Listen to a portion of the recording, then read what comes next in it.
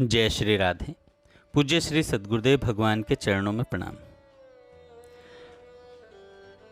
कल्याण पत्रिका से नाम जप की आश्चर्यजनक घटना। अमोघ औषधि नारायण कवच। एक सज्जन कहते हैं, श्री भवनाथ जी ढकाल। 3 साल पहले की बात है। मेरे घुटने में अचानक भयानक दर्द होने लगा। मैंने साधारण रोग समझकर ग्रामीण जड़ी बूटियों से प्राथमिक उपचार किया, परंतु दर्द कुछ भी कम नहीं हुआ, वरम उत्तरोत्तर बढ़ने लगा। यहाँ तक कि चलने फिरने में लाठी का सहारा लेने पर भी कठिनता होने लगी। इसके बाद मैं शहरी डॉक्टरों की शरण में आया। बहुत से डॉक्टरों ने रोग की परीक्षा की। किसी ने कालांतर में कैंसर की संभावना बताई, तो किसी ने हड्डी में टीबी, किसी ने 1-1.5 साल लगातार इंजेक्शन दिलाने की सलाह दी, तो किसी ने पाँव कटवाने तक की राय दी।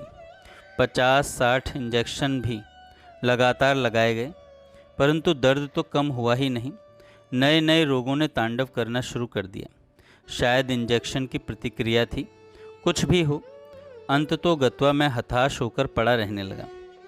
एक दिन मेरे गुरु, जिनसे मैंने व्याकरण आदि पढ़े थे, आए और उन्होंने कहा कि तुम अब इन सब डॉक्टरी प्रपंचों को छोड़कर श्रीमद् भागवत के 6ठ स्कंधस्थ नारायण कवच का पाठ करो। भगवान की कृपा से तुम्हें लाभ होगा। इस उपदेश को सुनकर मैंने नारायण कवच का पाठ शुरू कर दिया।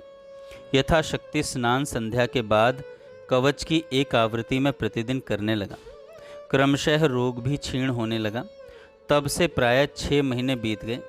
आज भी मेरा पाठ का नियम चल रहा है और मैं पूर्ण स्वस्थ हूँ। दर्द किस स्थान में था इसका भी पता नहीं है। इसी से मैं कल्याण के द्वारा सभी भाइयों से हाथ जोड़कर प्रार्थना करता हूँ कि वे भी आवश्यक होने पर इस सर्व भय व्याधि नाशक नारायण कवच का पाठ करें और परम दयालु परमात्मा नारायण की शरण होकर सारी आधि व्याधि से मुक्त हों। एक सज्जन श्री NL पांडे जी कहते हैं, मुझसे आयु में 7-8 वर्ष बड़े मेरे एक मित्र थे, जो हरिओम तत्सत के नाम से जाने जाते थे। नमस्कार में भी वे इन्हीं शब्दों का प्रयोग करते थे तथा उन्हीं से अपने को संबोधित किया जाना उपयुक्त समझते थे। अद्वैत वेदांत दर्शन में उनकी अविचल आस्था थी। अन्य लोग भी इसी सिद्धांत पर चलें, यह उनकी उत्कट लालसा थी। उन्हें आश्चर्य था कि लोग इस साधारण सी बात को क्यों नहीं समझते और अन्यथा आचरण करते हैं। उनका आवास मेरे आवास से लगभग 1 किलोमीटर की दूरी पर था। अकस्मात मुझे एक सज्जन ने सूचित किया कि हरिओम तत्सत का निधन हो गया है। मैं भागता हुआ उनके आवास पर पहुंचा। उनके लड़के विदेश में थे, अतः अंतिम संस्कार के लिए उनकी प्रतीक्षा की जा रही थी। घर पर नौकरों के अतिरिक्त संवेदना व्यक्त करने आए हुए कुछ ही व्यक्ति थे। उनका शव कमरे में ही रखा हुआ था। उनका चेहरा तेज से उद्दीपित था। माथे पर चंदन आदि लगा दिया गया था। मैंने उन्हें प्रणाम किया और संतप्त हृदय से घर चला गया। कुछ दिन बाद मेरे एक अधिवक्ता मित्र, जो उनके भी घनिष्ठ थे, मुझे मिले। उन्होंने मुझे बताया कि वह मेरे लिए आश्चर्य की बात थी।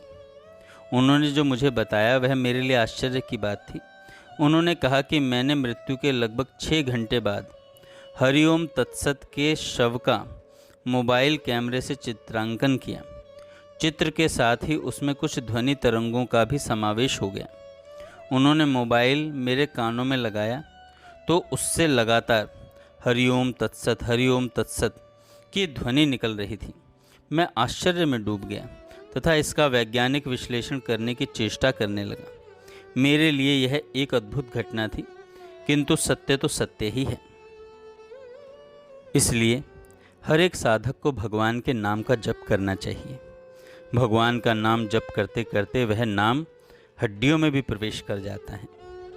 नाम जप की सहज विधि यह है कि अपने श्वास प्रश्वास के आने जाने की ओर ध्यान रखकर श्वास प्रश्वास के साथ ही साथ मन से और साथ ही धीमे स्वर से, वाणी से भी भगवान का नाम जप करता रहे। यह साधन उठते बैठते, चलते फिरते, सोते खड़े रहते सब समय किया जा सकता है।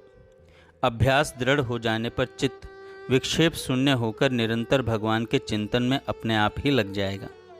प्रायः सभी प्रसिद्ध भक्तों और संतों ने इस साधन का प्रयोग किया था।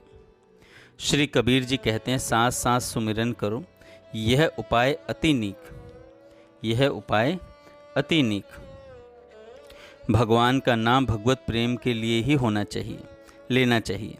भगवान मिले या ना मिले, उनके नाम की स्मृति उत्तरोत्तर बढ़े, यही भगवान से विशुद्ध प्रेम है। नाम जपते जपते ऐसी भावना करनी चाहिए कि प्रत्येक नाम के साथ भगवान के दिव्य गुण, अहिंसा, सत्य, दया, प्रेम, सरलता, साधुता, परोपकार आदि मेरे अंदर उतर रहे हैं और मेरे भीतर भरे जा रहे हैं। मेरा जीवन भगवान के प्रेम से ओतप्रोत हो रहा है। भगवान के नाम में कोई नियम नहीं है। सभी जाति के लोग, नर नारी, बालक वृद्ध, सभी अवस्थाओं में भगवान का नाम जीभ से जप सकते हैं, मन से स्मरण कर सकते हैं। भगवान का वही नाम जपें जो जिसको प्रिय लगे। राम, कृष्ण, हरि, गोविंद, शिव, महादेव, दुर्गा, नारायण, विष्णु, माधव आदि कोई भी नाम हो। जिनको बोलना अधिक पड़ता हो, ऐसे लोग जैसे वकील, अध्यापक, दुकानदार आदि, वे घर से कचहरी, विद्यालय और दुकान पर आते जाते समय रास्ते में भगवान का नाम लेते चलें और हो सके तो मन से स्मरण करते चलें। जय श्री राधे।